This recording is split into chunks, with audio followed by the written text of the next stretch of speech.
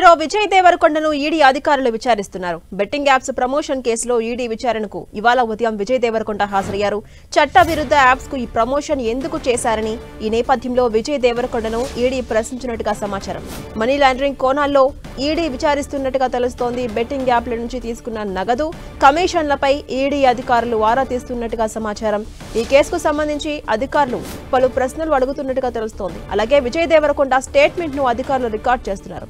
ఇక ఈ నెల 11న రానా, 13న విచారణకు హాజరు కావాలని మంచు లక్ష్మికి నోటీసులు పంపించింది ఈడీ. ఇప్పటికే ఇదే కేసులో ప్రకాష్ రాజ్ ను కూడా విచారించింది.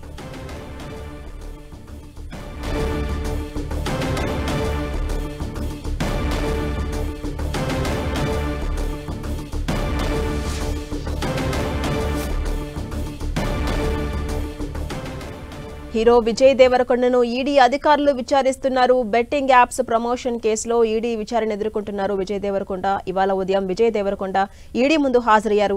చట్ట విరుద్ధ యాప్స్ కు ప్రమోషన్ ఎందుకు చేశారని ఈ సందర్భంగా విజయ్ దేవరకొండను ఈడీ ప్రశ్నించినట్టుగా సమాచారం.